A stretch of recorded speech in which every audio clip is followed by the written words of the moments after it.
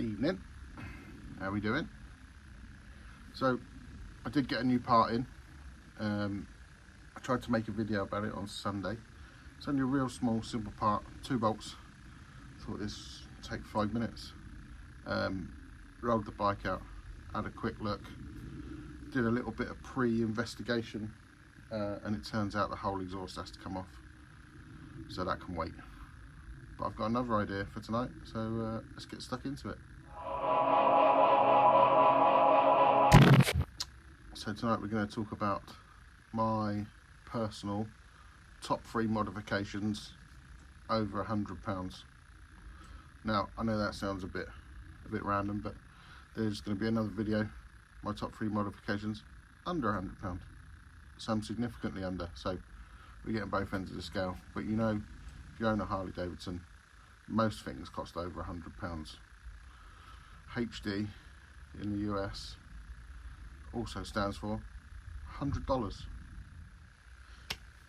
So we're going to start off tonight, 3 things to do to your bike that cost over £100. So my first one changes the bike completely, is the handlebars.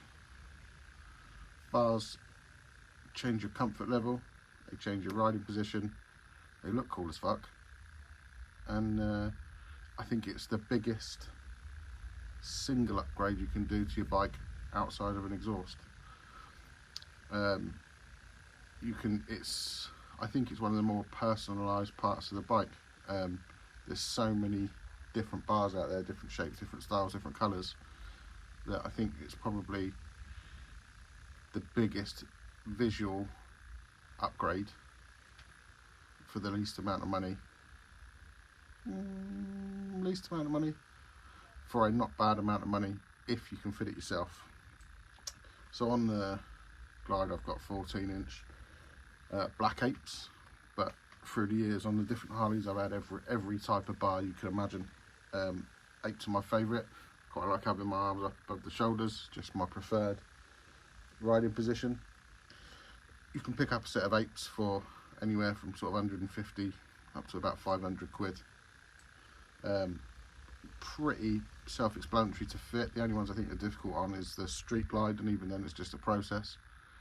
The only time you run into problems is if you need to change the wiring or the cabling, but there is complete cable kits out there, but it does bump up the price.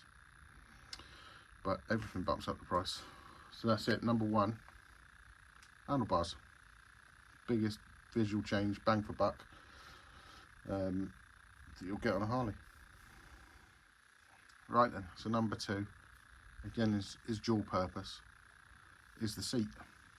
Again, changes riding position, either increases comfort, or if you're super cool and it's flat and skinny, and it decreases comfort, but it gives your bike a level of individuality.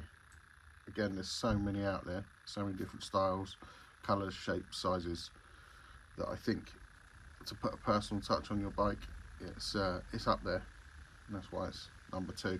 And it's super easy. I mean, they're expensive. You won't, unless you buy second hand, you won't get a new one for under 200 quid, even if it's a solo seat, cheaper kit. Once you get it all to fit, and the fittings and the springs and this and that and the other, you're looking at 200 quid. But if you buy something like this on mine, Saddleman, you're looking around the 500 quid mark. But it's a marked improvement over stock. The stock ones are fairly flat. You can get the touring ones. This came with 2 seat options actually, and it came with a big touring seat. It's about this tall, and I've only got short legs. Crocs. Big up the croc crew. And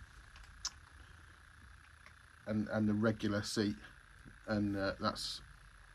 I know I did have a custom seat on before I put that on, but that is a marked improvement with the gel inserts, and it's got the kick up back, so it holds you in place. So the seat is number 2. So that brings us to the last on the list, but no means least. Definitely the most expensive, and I'm definitely cheating on this last one because it's actually 3 things. But you need to stage 1 your bike. Even if you ride it twice a year, you need to stage 1 your bike. and that consists of air intake, exhaust, whether it's a full system or slip-ons, and fuel management. So from the factory, Harleys don't sound like Harleys, and they run a little bit lean, in turn makes them run a little bit hot, and you're definitely not getting the best out of them. So you need to change the exhaust, which you can do without doing a stage run. You can change the exhaust to get some noise, but then it's just noise for the sake of noise. If you then go on and change the air cleaner, so you're getting colder, more cold air in, you need to adjust the fuel. On the older bikes it was a carb, so you could change the jet in. It's fairly simple. You could upgrade your fuel for about 20 quid. Nowadays on these electric bikes you need a tuning system. I personally go with the FP3, but there's loads out there, some real funky clever ones. But I'm going to package them all into one. And for number 3, and it might be what you do first, this is just me listing off the top 3, is stage 1 your bike. So you need an exhaust system, fuel management, and a cold air intake or air cleaner, or depending on where you're from.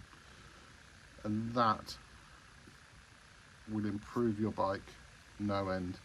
You'll feel it in the old butt dyno. Your bike will be happier, it'll be cooler, it'll run better, probably be more efficient, it'll be louder, all round good. No downside to stage 1. Even a lot of insurance companies don't charge any extra once you declare your stage 1, because it's really not a big deal. You don't get loads out of it, but your bike will thank you for it. So there you go, that's my top 3 modifications on any bike you own, or any Harley Davidson you own. I can't speak for other bikes, I don't know other bikes, but I do know Harleys. And those are the top 3 things I think that make the bike yours. The last one makes the bike run better. Second one may or may not improve comfort, but it will definitely change your look. And again, the first one will do similar. Definitely change your riding position. Will definitely make you look cooler if you pick the right bars. If you pick the wrong bars, you're going to look a fucking wally. But that's up to you. That's your choice. There you go. That's my top 3. We'll come back and we'll do top 3 under 100 quid. There's plenty of them. Catch you soon.